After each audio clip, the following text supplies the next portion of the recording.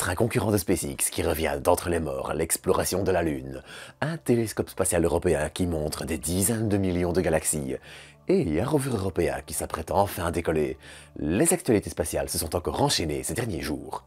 Alors eh bien, on va voir ça ensemble après vous avoir invité à vous abonner.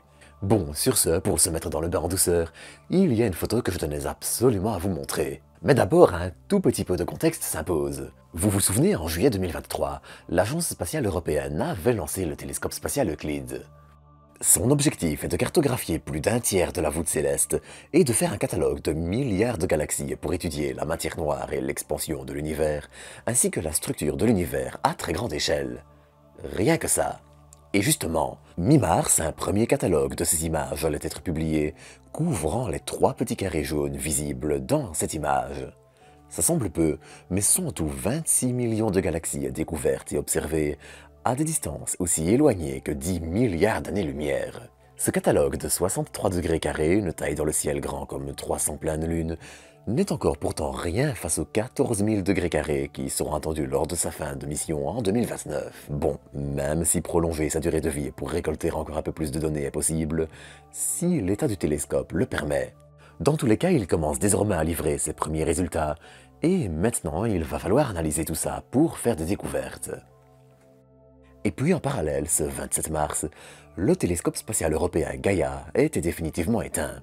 Après avoir fonctionné pendant près de 4000 jours et photographié près de 2 milliards d'étoiles dans le but de cartographier la galaxie, le télescope était en effet en fin de vie. Manque de carburant, matériel vieillissant et j'en passe, allait mener à un arrêt volontaire où le télescope est placé sur une orbite autour du Soleil, où il ne risquera pas de poser problème à de futures missions. L'étape suivante allait être de l'éteindre, mais pas sans d'abord prévenir tout risque d'explosion en ventilant les réservoirs. Ces logiciels ont ensuite été en partie écrasés par des messages d'adieu et les noms de 1500 personnes impliquées dans sa mission de 12 ans et son développement. D'ailleurs, en parlant de télescopes, si vous désirez vous en procurer pour débutants ou pas, ainsi que des météorites et j'en passe, n'hésitez pas à faire un tour chez Astroshop via le lien en description. Mais bref, on a encore pas mal d'actualités à voir, et pour la suivante, je vous propose de nous diriger vers la Lune, qui, comme d'habitude, allait être le centre de l'attention de ces dernières semaines. Et pour commencer, il va falloir reparler de Lunar Trailblazer. Satellite de la NASA lancé le 27 février, il devait se mettre en orbite lunaire et en étudier les traces de glace et d'eau. Malheureusement, ce dernier a entre-temps été perdu, et est donc un nouvel échec pour un lancement un peu maudit. Lunar Trailblazer, la mission de survol d'un astéroïde de l'entreprise de minage Astroforge, et l'atterrisseur lunaire Nova-C, tous 3 lancés ensemble, sont donc tous des échecs. Enfin, pas exactement un échec total pour Nova-C. Je m'explique, mais revenons un peu en arrière. Le 7 mars, le second exemplaire de l'atterrisseur robotisé d'Intuitive Machines allait en effet tenter de se poser sur notre satellite. Comme le premier exemplaire, en 2024, il allait néanmoins finir couché et incapable de fonctionner plus d'une poignée de minutes, le temps pour quelques instruments de fonctionner. En théorie, c'est même un peu pire que celui de 2024, puisque lui, il l'avait opéré quelques jours. Néanmoins, le mini-rover japonais Yaoki, par exemple, ainsi que d'autres images prises par l'atterrisseur, allaient réussir à envoyer quelques images permettant de mieux comprendre la position de l'atterrisseur, qui allait être confirmée par la sonde Lunar Reconnaissance Orbiter. Il s'est en effet posé au bord d'un cratère, ce qui explique d'ailleurs une petite anomalie lors du direct de l'atterrissage, où on avait remarqué que tous les pieds ne détectaient pas le sol. Une fois son moteur éteint, il s'est donc couché et ses panneaux solaires mal orientés n'ont pas réussi à l'alimenter en énergie.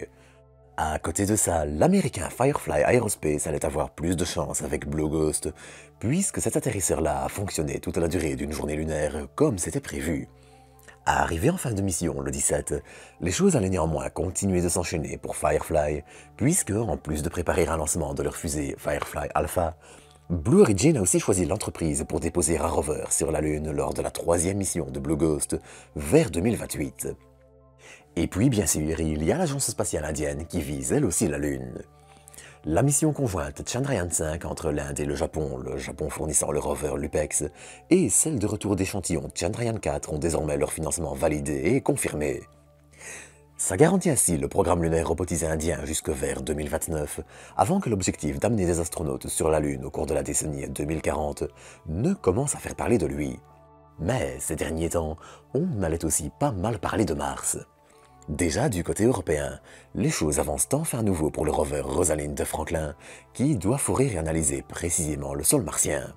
En fait, il pourrait même aider à trouver des signatures chimiques de formes de vie passées avec un peu de chance. Sauf que le rover était au départ une collaboration européenne et russe qui comptait notamment sur une plateforme russe pour le faire se poser sur Mars et une fusée russe pour le lancer en 2018. Mais il allait jouer de malchance.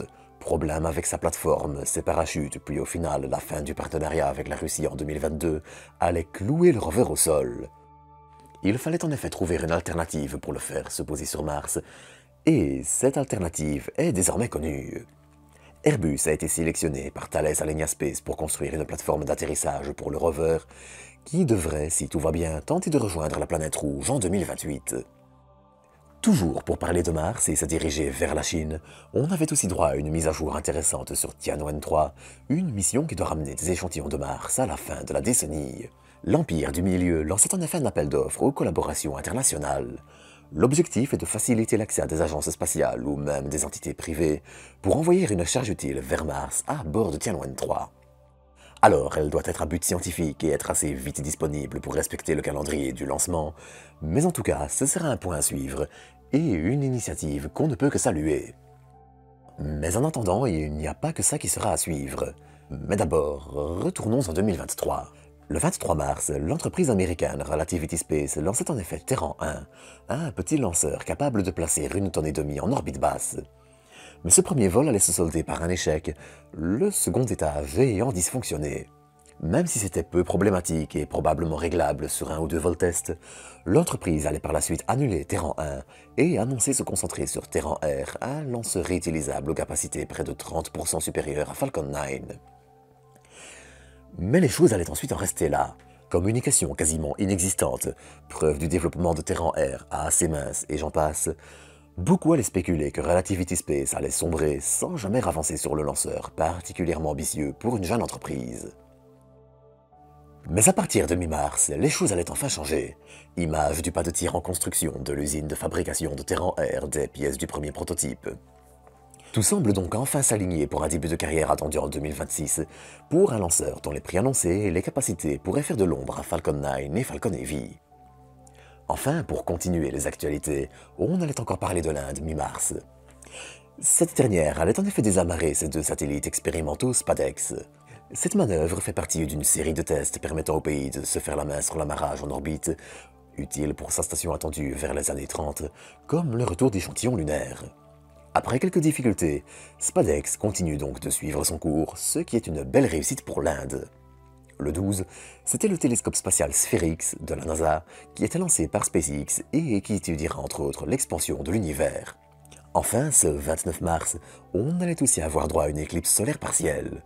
Photographiée ici par votre serviteur, elle allait aussi être visible depuis l'espace, comme sur ces images. Quelques jours avant, on allait aussi avoir droit à cette image de la station spatiale chinoise prise par un satellite Black Sky, passant à 87 km d'elle. Enfin, en Chine encore, l'Agence spatiale nationale aurait testé ce qui est pensé être le second étage de son futur lanceur réutilisable Longue Marche 12. Enfin, on notera aussi le lancement ce mardi matin par SpaceX de Fram2, une mission spatiale touristique qui était la première à placer des astronautes en orbite polaire. C'est donc la première fois de l'histoire que des humains survolent les pôles, et ça est bien, il fallait le noter aussi. Mais bon, j'en reparlerai encore, alors d'ici là, à bientôt pour de nouvelles doses d'espace.